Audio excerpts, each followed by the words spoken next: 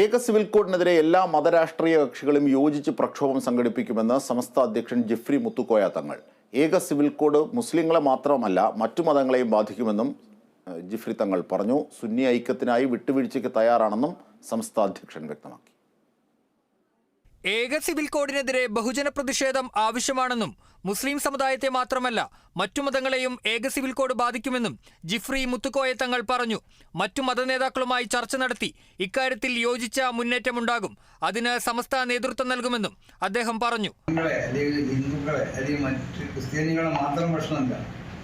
ഒരു മതം എന്നുള്ളത് മതത്തിൽ വിശ്വസിക്കുന്നതിനെ സംബന്ധിച്ചിടത്തോളം ഏറ്റവും പ്രധാനമായതാണ്. മതവും മതത്തിന്റെ ആചാരങ്ങളും മതത്തിന്റെ വിശ്വാസങ്ങളും മതത്തിന്റെ നിയമങ്ങളൊക്കെ. അപ്പൊ എല്ലാവരും കൂടി സംയോജിപ്പിച്ചുകൊണ്ടുള്ള ഒരു പ്രതിഷേധത്തിലേക്കായിരിക്കും സമസ്തകളുടെ ജമീയത്തിന് മുൻകൈയെടുക്കാൻ നേതൃത്വം ചെയ്യാം. മുസ്ലിങ്ങൾക്ക് വിവാഹം തുടങ്ങി പല കാര്യങ്ങളിലും നിയമങ്ങളുണ്ട്. അത് മാറ്റുന്നത് യോജിക്കാനാകില്ല. വിവാഹം, വിവാഹമോചനം, അനന്തരാവകാശം എന്നിവയെല്ലാം മതനിയമത്തിൽ വരുന്നതാണ്. ഏക സിവിൽ കോഡ് ഇതിനെതിരാണെന്നും അദ്ദേഹം പറഞ്ഞു.